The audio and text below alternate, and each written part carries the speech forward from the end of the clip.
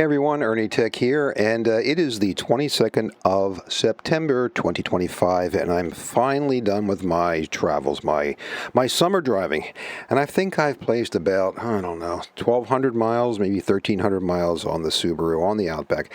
She can take it, she's a tough car, but man, my posterior doesn't necessarily enjoy it. We go on these long vacations, and it's usually a whole bunch of family members, sometimes multi-cars. It's like a caravan. So if you see us cruising down the highway, heading to the shore, and everybody's unfortunately a little too close to each other, it's probably our crew. Anyway, one of the things I did over the summer, just recently got back a couple days ago, is we went down to Central Virginia to a place called Luray Caverns, and I really was anticipating kind of a tourist trap. It is, but it's a nice tourist trap, and it truly is something to behold. There's a lot of caverns and caves up in the area that I live in. My family likes these things. Don't ask me why. But anyway, we went to Luray. It was neat, and we enjoyed it. Did a couple other things, which I found absurd. As we were heading towards our destination, there was a little place on the side of the road, a little roadside place called Cooters. And it was a museum of sorts to this old TV show called The Dukes of Hazzard, which is nothing to me, but apparently it was to a few of our family members. Stop and see it kind of a place, because there it was in bright orange, the General Lee, the 01, or at least a replica or a mock-up thereof. It was kind of funny to see it, but anyhow. The other thing I did, which just tickled me pink, nobody else cared. Everybody else thought it was insane, but we traveled about another half an hour down past a place called Harrisonburg, which is kind of in the middle of Virginia, a little bit west of D.C., maybe an hour and a half west.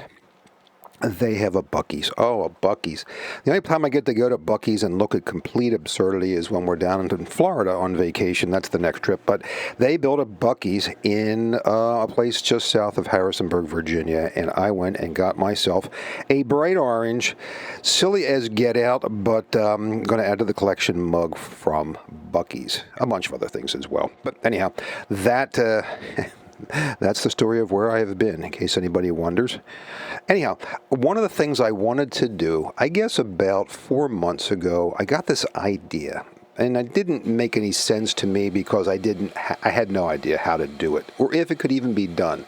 And that is to make something called a mud game. Now, what a mud game is, traditionally, they're called multi-user dungeons, and there's other names for them too, multi-user dimensions, all sorts of weird things. But anyway, it's a text game.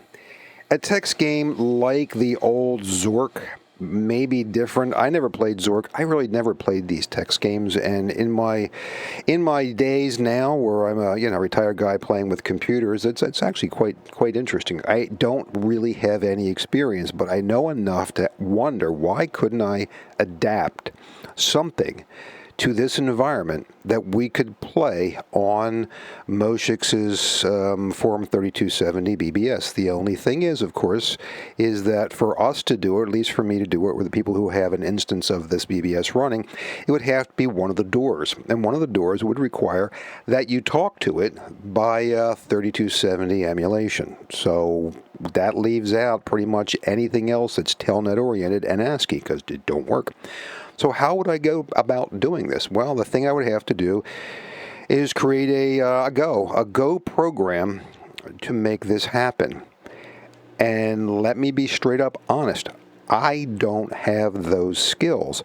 They're getting there. At this point in my reading and playing around and tapping on the laptop while yelling at the football game, yelling at the Eagles, I'm learning.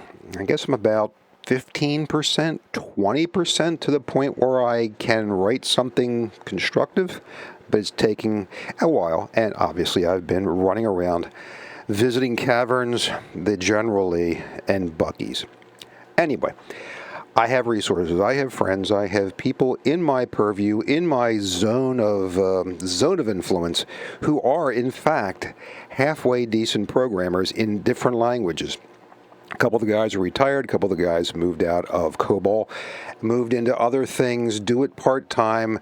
And I mentioned this to somebody, and he said, I know the guy who can do this. I have a guy who knows a guy, I think it was his nephew, who could help you if you want him to. Well, sign me up. And here's what we did. I sent him the links to the Go 3270 modules, code, structures, skeletons, whatever you want to call them, from racingmars on GitHub. This is the stuff that Moshix uses to build his Form 3270 so that he can write Form 3270 in Go and be able to access it by a terminal emulator. Your choice, WC3270 is what I use. It's not directly accessible by Telnet, and you need to have the mainframe methodology to do it. That's what we want. That's why we're here. So I sent him the link to this. He didn't understand this at first. We talked. He kind of got the idea. Then he got the idea. Then it kicked in. Then we talked about different mud games. Then he asked another guy who plays the games how to go about it. And between two guys quite a bit younger than me and one other fellow that I know, we actually wrote something. Now, I wrote a portion of it, which then I sent to them, and they said, no, that's not how it works. That's why it doesn't work, and they wrote it. You get the gist. So they don't have anything in, they have no interest in this except that it was an interesting thing to do. They learned a lot about 3270 environments, the encoding that wasn't ASCII, and apparently they knew what they were doing. How exactly they did it, I don't know, and I'm not asking. I know that theoretically it works. Okay, let me tell you more about what this thing is. So anyway, the Mult-User Dungeon, the real-time multiplayer, I'm reading from something on the screen right now, so online game presented entirely through text. Yeah, like Zork. The world is composed of interconnected rooms, which are discrete locations described to the player via text. So these rooms, so I did this graphic here. Isn't that cute up here? Look at that upper right-hand corner graphics. That is the... That's our rooms. That's our world. And I'll tell you what the idea was. You have to have a theme. You have to have a reason to want to do this. And it's usually because there's some kind of a theme involved. A lot of these things have to do with, I don't know, Dungeons and Dragons or something like that. That's not my thing. I'm not saying it can't be someone's thing. It's fantastic, I'm sure. It's not my thing. But you can adapt this to something a little more sci-fi, techy that I might enjoy. Anyway, the world is connected of rooms. It consists of rooms interconnected, discrete locations described to the player via text. The player interacts with this room, set, or world. Now, and by each other. So by definition, it's a multi-user game, but that's way over our head. That would never happen because we really were not trying to create something that advanced. Maybe somebody can. But this is just a demo. It's a concept type of a thing. Players interact with the world and each other, but not in this case, by typing commands such as go north to move to an adjacent room that's up or north, look to get a description of what's in the room, or get to pick up something that's in the room or interact with it in some way. And there's a million and one ways in which to do this. And hold on, I got my new yellow mug, and I am getting ready. My new yellow mug. Oh, man, oh, man, oh, man. Hey, look at that thing. Is that cool? Anyhow, my new yellow mug full of coffee, and hang on here. Yeah, coffee tastes better in a Buc-ee's mug, and I have absolutely no idea why, because it doesn't. But nevertheless, a yellow mug for certain. So here we have the idea. Now, Moshix created a number of fictional things, reads that he had put onto his BBS. Not to steal that thunder, obviously it's not the same, but I thought that this should have a title, it should have a theme to it, and the theme is this. We're dealing with the mid-'80s, and it's East Germany and the GDR, the German Democratic Republic, and the regime is falling and crumbling. It's not sustainable, and there is a group of operatives who have been sort of raiding these different computer locations to steal information, to enhance the speed in which the regime falls.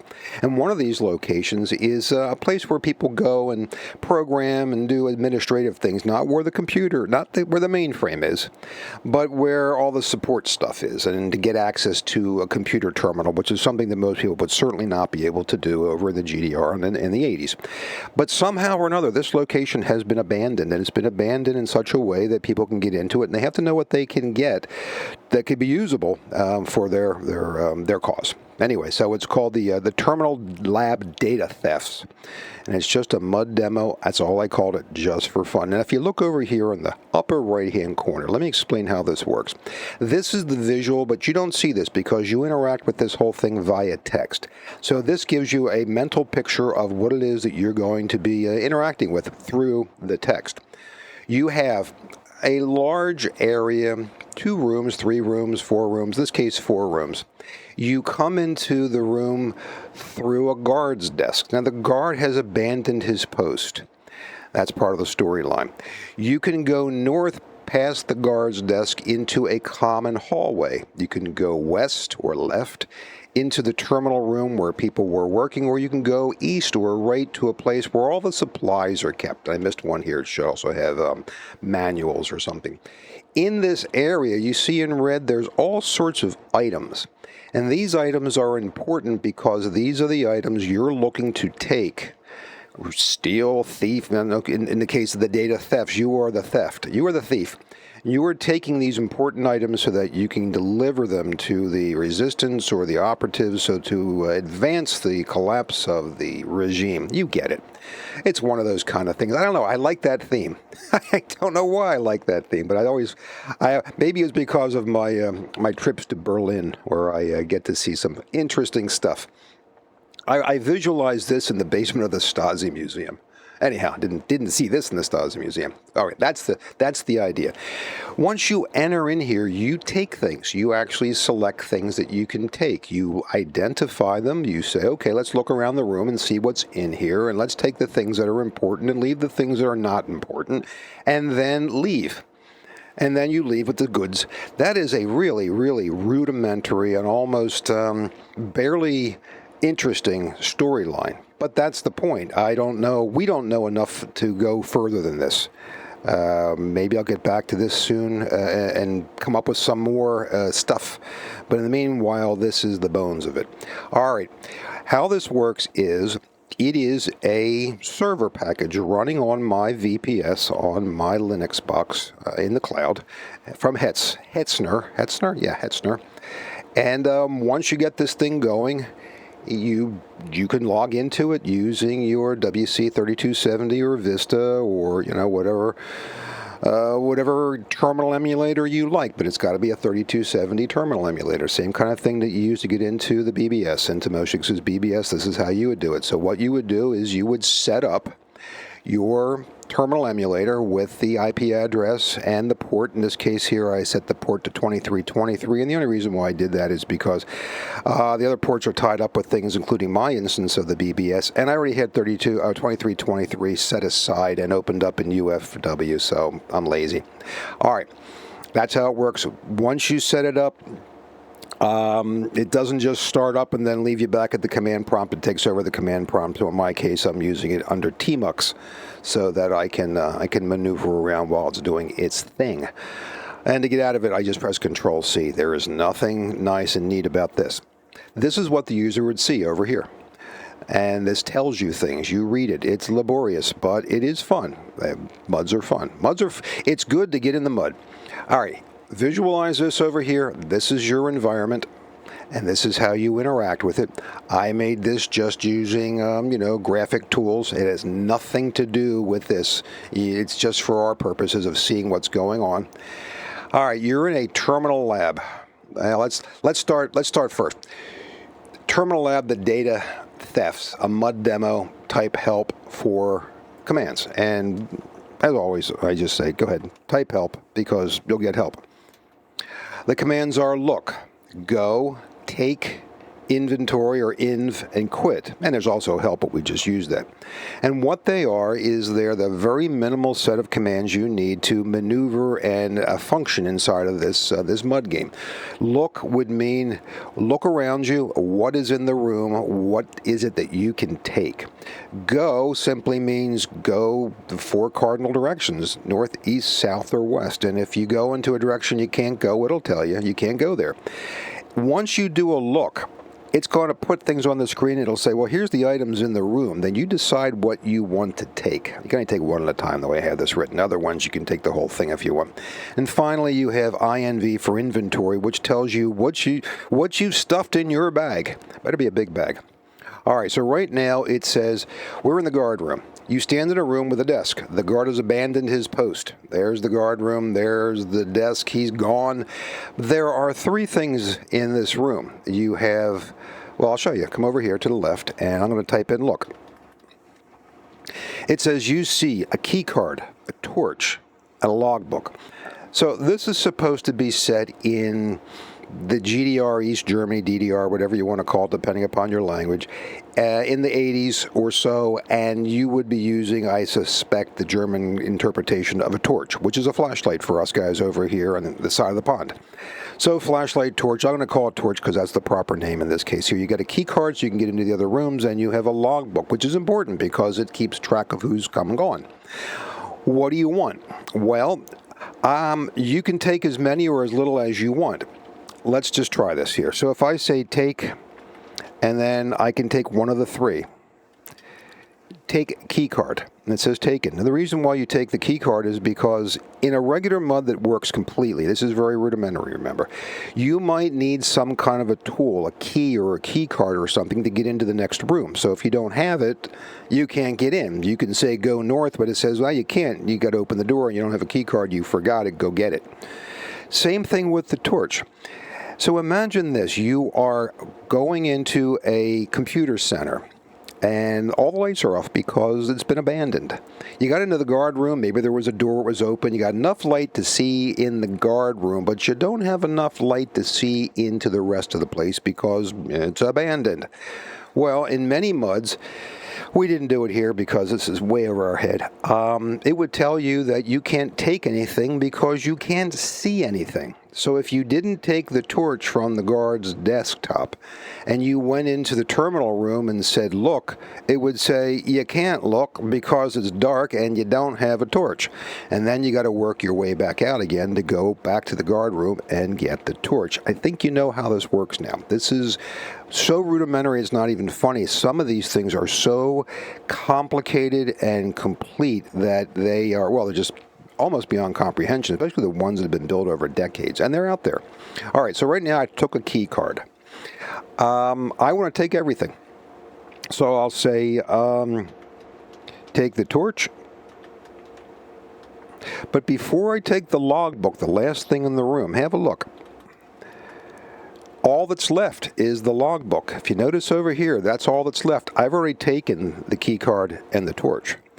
So if I say take logbook, okay, and then I look again, there's nothing left because I have taken everything. And there's no database over here. We didn't use a database, a proper database, because I don't know how to do it. Maybe they do. Maybe my friends did. Maybe the guys who we farmed this out to, we didn't pay them. They were friends of friends that were, in my technical purview, mostly radio club guys. We just used, I think we just used strings, built strings, and like a text file to build and take from. Very, very rudimentary. Okay, anyway, next thing we're going to do is we're going to go into the North Hall. But let me just show you something here real fast. I can tell you enough about the Go program that we created to sound silly, but at least I can tell you something about it. One of the things that I know enough to do, and I asked about it, is to make sure that I got the debug console running so we can see the errors as they're going by. And there are definitely errors. The structures, the data structures have to be set up to describe the room and the game and what kind of items are in the room and which way you can go, left, right, or east, west. So that's what I did here. I structured them, how the rooms are structured. The name, it's a string, the description, the number of exits, the items that are in there, what they are. Map strings, things that you can, many of them. Not just one string, but there's a number of strings. I call them, not map strings when you have pairs. This is just a number of strings that are listed in an index. Anyhow, if I'm saying the wrong thing, it's because I'm still only on page 52 of the Go book or something like that. Again, the game structure, how the game is set up. We did some scroll back lines, but we didn't enable the scrolling yet. Probably can't. Don't want to because, frankly, that's not really realistic. Hang on, more coffee from the crazy yellow mug. All right, here's how I describe my 4 rooms. I got the guard room right here. That's this here. I've got the North Hall right there with a picture of the General Secretary of the regime, no less. I've got what I call the Terminal Lab. I don't like the terminal room, terminal lab, it doesn't matter. Anyway, the terminal room is what I should have called it, but we call it the terminal lab. In there, we have these terminals. Remember those days when you just stared at each other when you were in class? I hated those rooms. And the items that are in there, we have the supply store over here, or the supply room, which contains, cleaner to keep your stuff nice and clean. You've got reams of paper, tape reels, which obviously are useful, right? And manuals, but I forgot to put the word manuals in there. But that's how it's structured right there. So I have guard room, North Hall, terminal lab, supply store, storage room, supply room, and the descriptor. So shelves of printer paper, tape reels, manuals, and maintenance items. It's got an exit to the west, which takes us back to the hall. Over in the terminal lab, I've got CRT terminals, flickers, and printers. I've run out of paper on the floor, I guess. And if you go east, you go back out to the hall. Same thing with the guard room. You can only go north. There's nowhere else to go, so you can only go north, and it takes you to the hall. So that's how it's described. And then we get into the game dynamics, some of which I added to, some of which I have no idea what's going on. What was fun was people who had contributed and helped interpreting how racingmars made the Go 3270. That got a lot of attention. And then how to define the PF, the commands, I'll show you down here. Come on down here. The AID, the keys. So you have to define the keys when you have a terminal emulator so that you can press the right function keys and PF keys. So in this case here, we have PF3 and enter. That's pretty much it. And if you know anything about the racingmars Go 3270, it essentially takes input from a screen where you locate your cursor at a row or a column, and then you do whatever you want with that data, and then it takes the data back out by placing it at various points on the screen that you also define on the screen. So hang on a minute here. Right there. So you can see how you've got the field and row and what attributes are associated with it. And this is all to make it look like a proper 3270. And so the encoding, this is important. So the encoding back to 3270 emulator is right. Otherwise, it's not right. That's pretty much how that works. All right, so we go back up here to my code, and this is how we described the rooms, and also how we described what was in the rooms. So all of these things are the data. That's the information that is then utilized by the rest of the program to do things. All right. Yeah, I wish I could give you much deeper insight into it, but I can't. I'm learning, and that's the important part of all this. You learn as much as you can, and it is great fun. I enjoy it, but I was also told very very clearly, stay off the computer on vacation if you don't mind. It's kind of rude that you're sitting there glued to this whatever you're doing, and the rest of the family is watching Wheel of Fortune. You know how it is. All right, back over to the terminal lab. So right now I am in the guard room with a desk. I've already taken the logbook, and there's nothing left. I've taken it all. So now what I want to do is I want to go and explore a little bit more. So I say go N for north.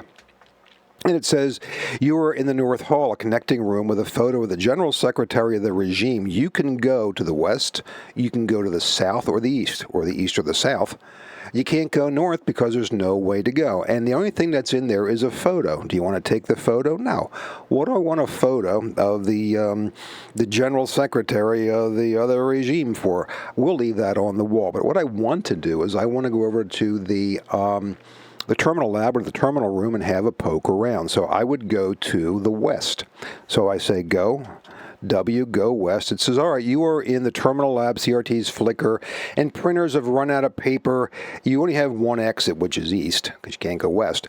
You see printouts, mug, pens, notes. What do you want? Well, I want the printouts, because the whole purpose of this is I want to give information useful to the regime. I mean, our regime, the operatives, the opposition, whatever you want to call them, to help take down the regimes. We need information.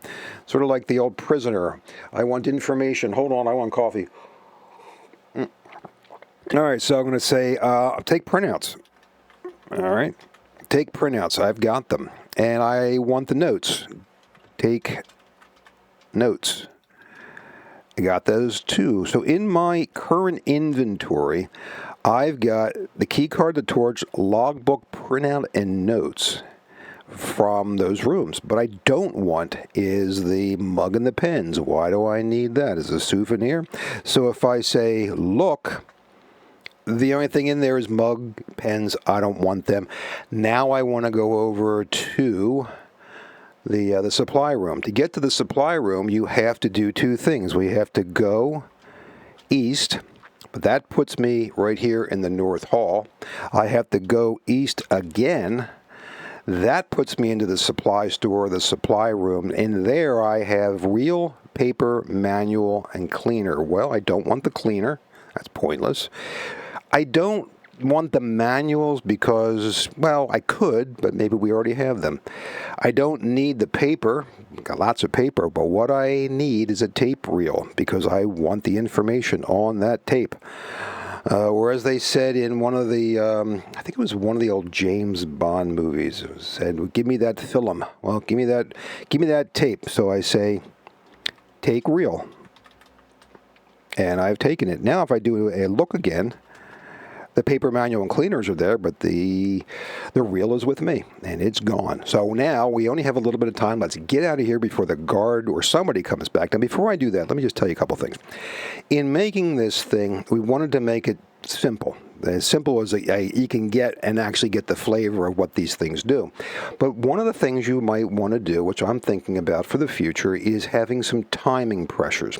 So let's say that we have a minimum of 10 minutes of time for each session with a maximum of 15 minutes. So a 5-minute window between no problem and you're getting close to the end. But within that 5 minute between 15 and 10, there's a randomness factor put in because the guard could come back at any time. You know, we've watched to see where he's at, but the guard really isn't here because it's kind of abandoned. But maybe there is a guard. Maybe he's around. Who knows? Or any number of things that can catch you or get you in trouble or start the game over, or maybe say at the end, you've been caught, game over, or to something of that degree. In this case here, there's no hazard. It's an abandoned center. You can do whatever you want in there. Just go in there and take the stuff you want and leave the stuff you don't. All right, so let's just see where I'm at right now. I'm in the supply store. I want to go west. Now I'm in the hall again, so I'm up here in these arrows. I don't want the photograph. I want to get out, so I have to go south. And I'm in the guard room, and if I say, look, there's nothing there, I've taken everything, and frankly, I'm done. I have done everything. I've stolen everything out of the center to take to my friends trying to overthrow the regime. Let's look at the inventory to see what I got. I got the key card, the torch, the logbook, the printouts, the notes, and a tape reel. The key card could be useful for a future, whatever you want to call it, heist, theft.